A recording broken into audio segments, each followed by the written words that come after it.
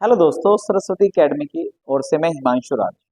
जैसा कि आप सभी को पता है कि टेक्नीशियन और एएलपी की भर्ती आ चुकी है, जिसका फर्स्ट एग्जाम एएलपी का जो फर्स्ट एग्जाम है हमारा वो जून अ, अगस्त 2024 में और टेक्नीशियन का सितंबर 2024 में होगा। इसके तुरंत एक महीने के पश्चात आपका सीबीटी 2 होगा, यानी कि आप मान के चलिए कि आपको फर्स्ट एग्जाम और सेकंड एग्जाम के बीच में सिर्फ एक महीने का ही अंतराल मिलेगा। इस अंतराल में आपको पता है कि आप उतनी बेहतर तैयारी नहीं कर सकते, इसलिए आपको सीबीटी 1 और सीबीटी सेकंड दोनों एग्जाम को अभी से ही प्रिपेयर करके चलना ही पड़ेगा मेरे। ठीक है, टेक्नीशियंस और एएलपी में मैं हमेशा ये बात कहता हूँ कि सबसे पहले आप किसी भी एग्जाम की तैयारी कर रहे हो तो सबसे पहले अपने 5 साल का प्रीवियस पेपर अच्छी तरह से देख लीजिए। और जब हम 5 साल का प्रीवियस पेपर देखते हैं एएलपी का या मेरे भाई टेक्नीशियन का, तो हमें दिखाई देता है कि साइंस, हालांकि सिलेबस में लिखा हुआ है जनरल साइंस, लेकिन जनरल साइंस को भी बहुत डेप्थ तरीके से वो एग्जामिनर देता है मेरे भाई। ठीक है, तो आप सभी को पता है कि मैं साइंस हो या एडवांस मैथ है, मैं स्पेशल यही पढ़ाता हूँ। और उसी जो है मेरे भाई उसी आपकी जो कठिनाई है, आपकी जो प्रॉब्लम्स है साइंस की, उसी को ध्यान में रखते हुए मैं एक टॉपिक जो हमारा फर्स्ट टॉपिक है फिजिक्स का, मापन, मात्रक एंड यांत्रिकी, ठीक है ना, इसमें हम क्लास में क्या क्या हल करेंगे। हमारा जो फर्स्ट टॉपिक है मेरे भाई मापन एंड मात्रक, उसको देखेंगे। बेहतरीन टॉपिक है, 1-2% आपको जरूर मिलेगा। टेक्नीशियंस में तो बिल्कुल पक्का मान के चलिए कि 1% आपका यहाँ से मिलेगा ही मिलेगा। ठीक है, मेजरमेंट एंड यूनिट बेहतरीन टॉपिक है, आराम से समझते हैं। ठीक है, सबसे पहले हम देखते हैं भौतिक राशि। सबसे पहले हम देखते हैं भौतिक राशि। भौतिक राशियां क्या है? भौतिक राशि से मतलब है मेरे भाई फिजिकल क्वांटिटी। फिजिकल क्वांटिटी, वे राशियां जिन्हें पढ़ा जा सकता है, जिन्हें पढ़ा जा सकता है, जिनकी सहायता से जिनकी सहायता से प्राकृतिक जिनकी सहायता से प्राकृतिक घटनाओं का जिनकी सहायता से प्राकृतिक घटनाओं का अध्ययन होता है। जिनकी सहायता से प्राकृतिक घटनाओं का अध्ययन होता है, वो सभी राशि क्या कहलाती है? भौतिक राशियां कहलाती है। ठीक है, जिन्हें पढ़ा जा सकता है और जिनकी सहायता से प्राकृतिक घटनाओं का अध्ययन होता है। भौतिक राशियां दो प्रकार की होती हैं। भौतिक राशियां दो प्रकार की होती हैं। एक होती है अदिश राशि, एक होती है अदिश राशि, यानी कि मेरे भाई स्केलर क्वांटिटी। स्केलर क्वांटिटी, अदिश राशि क्या होती है? वैसी राशि जिसमें जिसमें केवल जिसमें केवल परिमाण, वैसी राशि जिसमें केवल परिमाण की आवश्यकता होती है, केवल परिमाण की आवश्यकता होती है, ना कि दिशा की। ठीक है, वैसी भौतिक राशियां जिसमें केवल परिमाण की आवश्यकता होती है, दिशा की नहीं, वो सब अदिश राशि यानी कि स्केलर क्वांटिटी कहलाती हैं। इसमें हम क्या क्या देखेंगे? इसमें आपको याद रखना है चाल, दूरी, समय और द्रव्यमान। चाल, दूरी, समय, द्रव्यमान, अक्षेत्रफल, आयतन, कार्य, ऊर्जा, शक्ति, दाब और विभव। इतनी राशि आपको याद रखनी है। चाल, दूरी, समय, द्रव्यमान, अक्षेत्रफल, आयतन, कार्य, ऊर्जा, शक्ति, दाब, विभव, ये सब मेरे भाई स्केलर क्वांटिटी यानी कि अदिश राशि कहलाती है। इसमें केवल परिमाण की आवश्यकता होती है, दिशा की नहीं। एग्जाम्पल अगर हम समझे तो आयतन से समझ सकते हैं। आपके हाथ में 5 लीटर, 10 लीटर या 15 लीटर की बाल्टी है पानी की, जैसे आपने उसको फर्श पे डाला तो पानी बिखर जाएगा, उसकी कोई डायरेक्शन नहीं है, लेकिन मात्रा तो है कि 5 लीटर डाला आपने, 10 लीटर डाला है, 15 लीटर डाला है, मात्रा है, बट दिशा कोई बाउंडेशन नहीं है। जैसे आपने पानी डाला, वो पानी किसी भी दिशा में फैल जाएगा। ठीक है मेरे भाई। दूसरी राशि हमारी क्या कहलाती है? सदिश राशि। सदिश राशियां या सदिश राशि क्या बोलते हैं इसको? Vector quantity. Vector quantity, vector quantity वैसी राशि जिसमें परिमाण की भी आवश्यकता होती है, वैसी राशि जिसमें परिमाण की भी आवश्यकता होती है प्लस दिशा की भी आवश्यकता होती है। इसमें केवल परिमाण, और यहाँ सदिश राशि में क्या होता है? परिमाण के साथ साथ दिशा की भी आवश्यकता होती है। जैसे हमें क्या याद रखना है मेरे भाई? वेग, विस्थापन, त्वरण, बल, भार, संवेग, आवेग,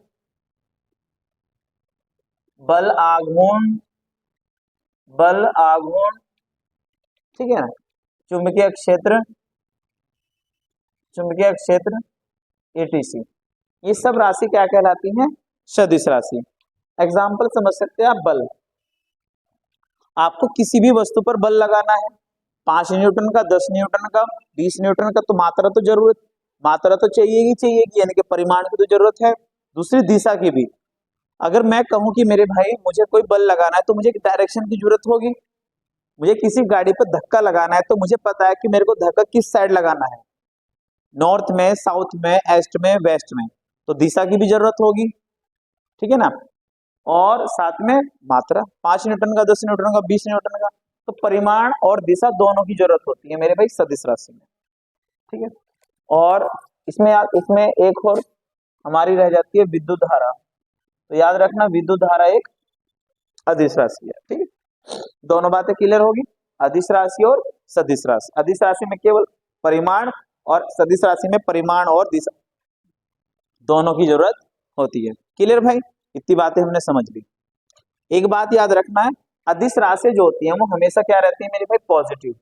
अदिश राशि हमेशा कैसी रहती है? पॉजिटिव। बट जो सदिश राशि होती है वो पॉजिटिव भी हो सकती है, वो नेगेटिव भी हो सकती है, वो शून्य भी हो सकती है। ठीक है।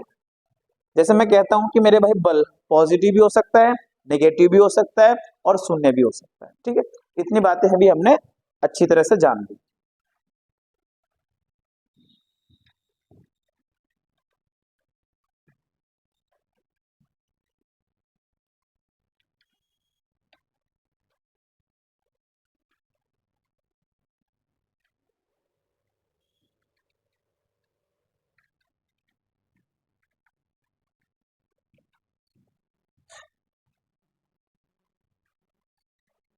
अगली बात समझते हैं, मात्रक।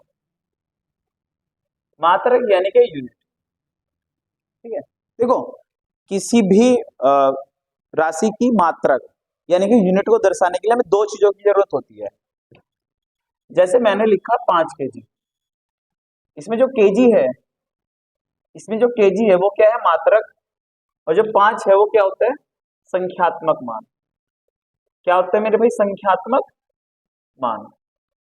ये क्या होता है? संख्यात्मक मान। तो ऐसे एग्जाम में ऐसे पर्सन एग्जाम में पूछे गए हैं।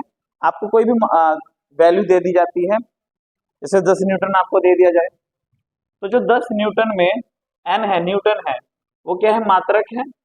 और 10 क्या है? इसका संख्यात्मक मान। क्लियर? संख्यात्मक मान, ये बातें हमने अच्छी तरह से समझ ली। मात्रक पद्धति, तो मात्रक पद्धति जो होती है मेरे भाई वो 3 टाइप की होती है। मात्रक पद्धतियां 3 प्रकार की होती है। एक होती है एफपीएस पद्धति, एक होती है एमकेएस पद्धति, सीजीएस पद्धति और एक होती है मेरे भाई MKS पद्धति। MKS पद्धति, इसमें S से मतलब है सेकंड, P से मतलब इसमें पाउंड, और F से मतलब है मेरे भाई इसमें फिट। F से मतलब है इसमें फिट, यानी कि समय को किसमें मापा जाता है, सेकंड में, द्रव्यमान को किसमें मापा जाता है, पाउंड में, और मेरे भाई लंबाई को किसमें मापा जाता है, फिट में। CGS पद्धति, S से मतलब क्या है मेरे भाई सेकंड, G से मतलब क्या है मेरे भाई ग्राम, और C से मतलब क्या है सेंटीमीटर। सेंटीमीटर, समय को किसमें मापा जाता है, सेकंड में, द्रव्यमान को किसमें मापा जाता है, ग्राम में, और सेंटीमीटर को किसमें मापा जाता है, लंबाई। MKS पद्धति, S से मतलब क्या होता है सेकंड, समय को किसमें मापा जाता है, सेकंड में, K से मतलब होता है किलोग्राम, द्रव्यमान को किसमें मापा जाता है, किलोग्राम, और मेरे भाई M से मतलब होता है यहाँ पे मीटर, यानी कि लंबाई को किसमें मापा जाता है, मीटर में। क्लियर। FPS, CGS और MKS। ये जो FPS पद्धति होती है इसको बोलते हैं मीट्रिक पद्धति, सॉरी, इसको बोलते हैं ब्रिटिश पद्धति, इसको बोला जाता है ब्रिटिश पद्धति। ये क्या कहलाती है, ब्रिटिश पद्धति। ये जो CGS पद्धति होती है इसको हम क्या कहते हैं, इसको ही हम कहते हैं फ्रेंच पद्धति। फ्रेंच पद्धति, या इसी को ही बोलते हैं मीट्रिक पद्धति, इसी को बोलते हैं मीट्रिक पद्धति। क्लियर बात। तो मात्रक पद्धति तीन प्रकार की होती है, FPS, CGS और MKS। CGS में सेकंड, समय, G से ग्राम, और C से क्या होता है सेंटीमीटर। MKS में मेरे भाई S से सेकंड, K से किलोग्राम, और M से क्या होता है मीटर।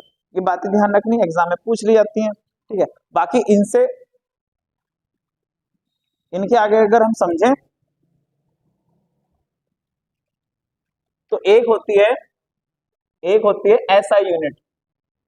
SI यूनिट जिसको बोलते हैं अंतरराष्ट्रीय मात्रक पद्धति, ठीक है ना, इसको बोलते हैं हम अंतरराष्ट्रीय मात्रक पद्धति। अब अंतरराष्ट्रीय मात्रक पद्धति, इसको मान्यता मिली थी 1971 में, फ्रांस की राजधानी पेरिस में। फ्रांस की राजधानी पेरिस में इसको मान्यता मिली थी। SI यूनिट कहती है, SI यूनिट कहती है कि 7 मूल मात्रक होंगे और 2 संपूरक मात्रक होंगे। SI पद्धति के अकॉर्डिंग, SI पद्धति के अकॉर्डिंग 7 मूल मात्रक, 7 मूल मात्रक व 2 संपूरक मात्रक होते हैं।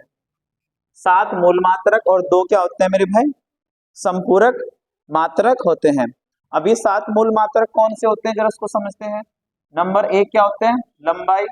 नंबर 2 क्या होता है, द्रव्यमान। नंबर 3 क्या होता है, ताप। नंबर 4 क्या होता है, मेरे भाई समय। नंबर 5 क्या होता है, ज्योति तीव्रता, ज्योति तीव्रता। नंबर 6 क्या होता है, विद्युत धारा, विद्युत धारा।